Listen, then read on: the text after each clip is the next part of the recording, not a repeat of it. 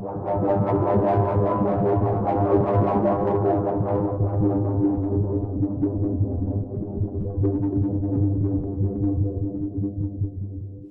YouTube! Aujourd'hui, je vais vous proposer une belle petite improvisation. On va se faire un mac and cheese épicé au jalapeno. Et ça va me permettre par la même occasion de voir si le petit kit que j'ai acheté récemment pour faire de mon téléphone, pour le transformer en un genre de mini studio, fonctionne bien. Et le seul petit détail que je rajoute, si vous n'avez pas vu la vidéo, c'est que le petit micro m'a plutôt déçu côté rendement. Alors, évidemment, je suis retourné à ce kit avec son éclairage, le trépied, mais avec le bon gros micro qui fait très bien son travail. Allons donc à la cuisine. Le timing est excellent puisque mon eau que j'avais mis à bouillir commence à faire des bulles. On ajoute du sel. J'utilise un genre de poêle creuset de Rock. Et peut-être que vous n'étiez pas au courant, mais c'est jamais bon de mettre du sel au début. Pourquoi? Parce que le sel tombe dans le fond du chaudron sans se dissoudre immédiatement et ça attaque la paroi. Voilà. Mon eau n'est pas tout à fait en train de bouillir. Je vais en profiter pour vous mentionner pourquoi j'ai mentionné un mac and cheese, mais on n'utilisera pas des nouilles de macaroni. On va utiliser des fusillés. Et pourquoi les fusillés? Regardez bien ça.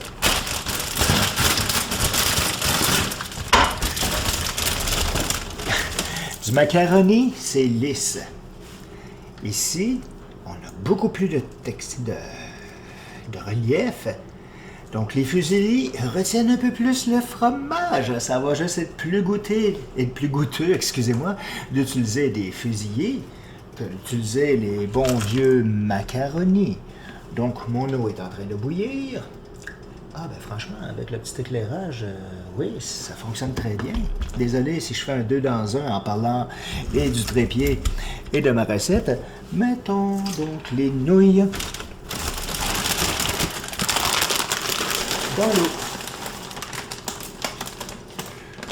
Si vous avez déjà fait quelques recettes, enfin plutôt visualisé quelques recettes avec moi, je sais que je suis pas fort sur les mesures. J'y vais toujours à la main, à l'improvisation. Et j'avoue qu'avec l'expérience, je me suis jamais trompé.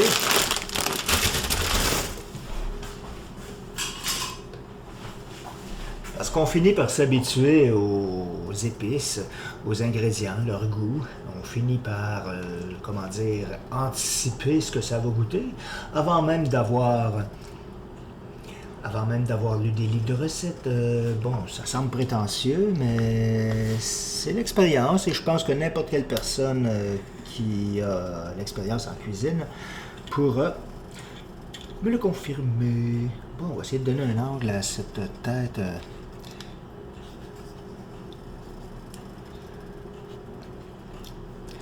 Ah ben regardons ça toi. Je l'avais pas remarqué lors de mon premier test, mais l'inclinaison a ses limites. Mais c'est pas grave. Bon, on va attendre que les nouilles cuisent. Mais non, Ok, on brasse un petit peu. Et je vais vous montrer, juste le temps de préparer un petit peu mon setup, ce que je vais faire avec les jalapenos. Parce que ceux qui ne le savent pas, des jalapenos de ce genre, c'est bon, mais ça macère dans du vinaigre, n'est-ce pas? Et dans des pâtes au fromage, on ne veut pas avoir un goût de vinaigre, ça viendrait gâcher le tout. Alors, ce que je vais faire, je vais prendre ceux dont j'ai besoin pour ma recette et je vais juste les passer rapidement à l'eau pour retirer ce goût de vinaigre, mais sans pour autant se priver du côté piquant du piment. Bon, je pense que je suis un petit peu généreux avec ça. Alors voilà.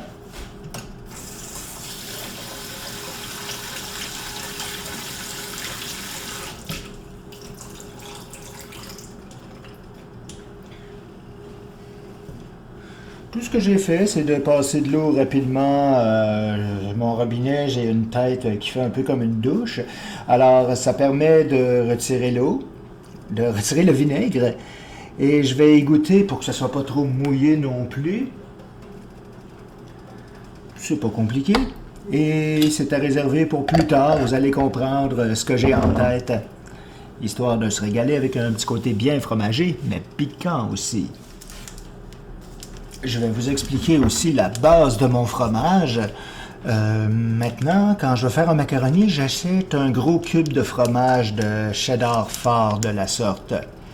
Pour environ une dizaine de dollars actuellement, au moment où je fais la vidéo.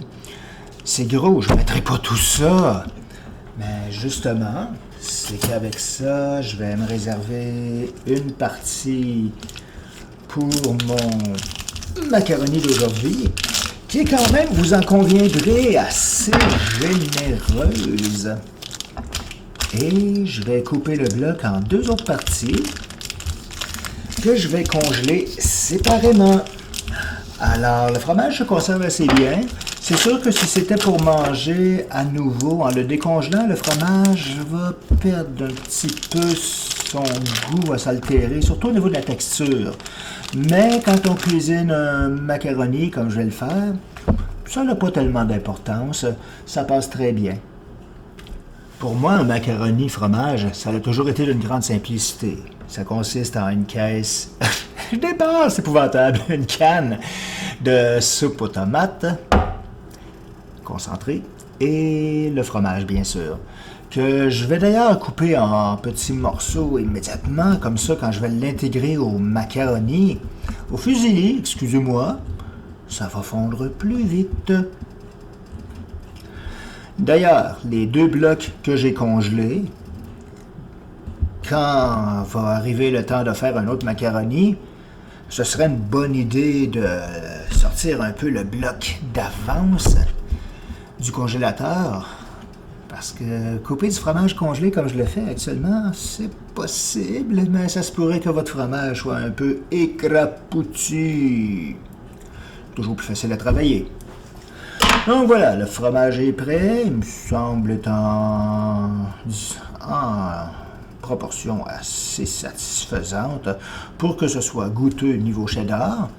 Mais le petit côté piquant aussi, et d'ailleurs, j'ai déjà l'idée que je vais sûrement saupoudrer la surface de mes plats de macaroni avec un petit peu de érable et chipoté. Je pense qu'avec les jalapenos, ça va faire une excellente combinaison. On veut se chauffer un petit peu le fond du palais, n'est-ce pas? Alors, c'est presque prêt. C'est dans légère ébullition. Moi, si je dois parler à nouveau de mon petit trépied, c'est le seul petit point négatif. J'aurais aimé que la tête mobile puisse s'incliner un petit peu plus, parce que là, il est à un angle comment dire, c'est droit, mais autrement dit, ça suit l'horizon. Ça ne s'incline pas assez vers le bas. Ça aurait été idéal. J'aurais mis une hauteur avec la perche. Et avec une inclinaison, on aurait vu directement dans le chaudron. Là, non, je suis obligé de le tenir à la main. Mais c'est un moindre détail, puisque la poignée fait très bien son travail, qui se retransforme en trépied très rapidement. Alors, ce qui va se passer maintenant, c'est que je vais arrêter la caméra, le temps de passer ces nouilles à la passoire et les remettre dans le poêle, dans le creuset, le chaudron. On a beaucoup de synonymes dans notre belle langue québécoise. Ça fait 2 ans que j'utilise cette poêle de rock, très résistante. La seule chose négative, c'est pas négatif, c'est parce que j'ai un autre grill qui vient frotter ici. C'est la seule petite altération que j'ai pu voir. Alors, je rajoute ma canne de crème de tomate. On va se dépêcher parce que ça bouillonne déjà. On rajoute les tranches de fromage, les morceaux de fromage. Brasser ça un petit peu. Non, j'ajoute pas les jalapenos, vous allez comprendre quand on sera rendu à l'étape. Mais ce qui va se passer, je ne vais pas faire tourner la caméra tout le long pour vous montrer ça. mais je vais brasser de temps à autre, laisser fondre et revenir. Et c'est seulement quand ça va être fondu qu'on va rajouter les nouilles par-dessus ça. De toute façon aussi, je vais en profiter quand je vais voir, parce que là, avec une main qui tient la caméra, ben, je suis pas capable d'utiliser ma poivrière. Je vais rajouter un petit peu de poivre là-dedans.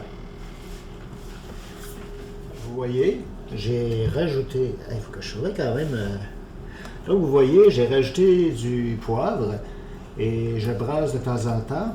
On est presque arrivé au moment où ça va être une belle pâte fromagée. Ça commence à sentir bon d'ailleurs. Regardez-moi ça, comment c'est filamenteux. La tradition veut habituellement qu'on goûte la recette, mais cette fois-ci, j'y goûterai pas pour une bonne raison. 2 en fait. Il va y avoir 2 portions pour des lunchs cette semaine et 2 portions que je vais congeler. Ou peut-être 3 si j'ai pas assez de nouilles. C'est peut-être un des petits désavantages quand on y va à l'œil. Alors, on y est presque. Et il y a aussi une autre raison majeure, c'est que juste avant de commencer cette recette, j'ai mangé un énorme pizza au fromage et à l'ail. Je suis bourré.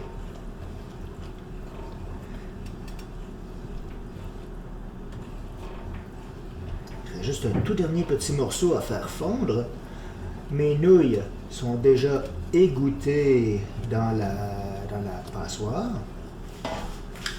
Hey, c'est génial, ça me permet de tenir d'une main et de... Alors voilà. Donc, on brasse le tout. Oh wow, ça va être très fromagé ça. En fait, je vais arrêter le feu parce que là, ça c'est la première étape.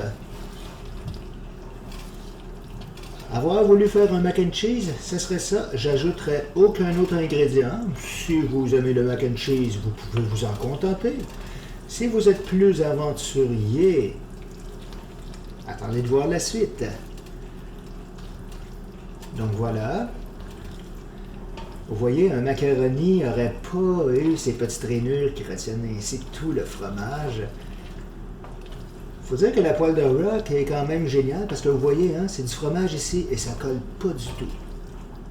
Ça, c'est très apprécié.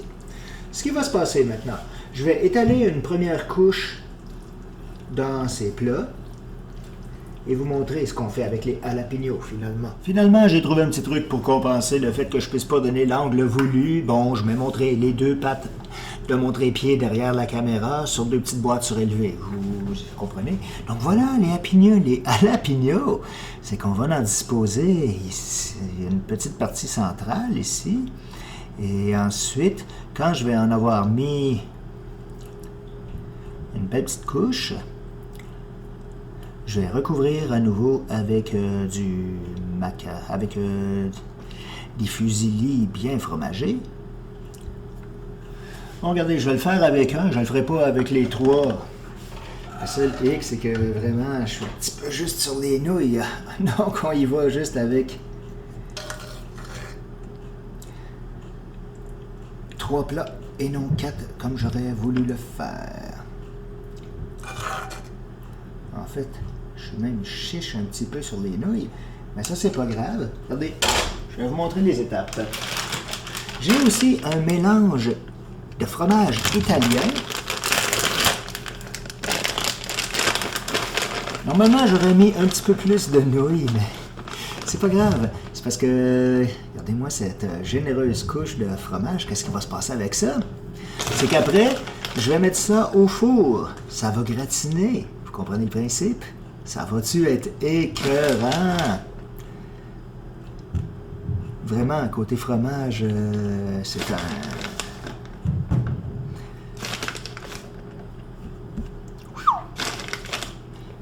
Pas mal calorique le plat, hein?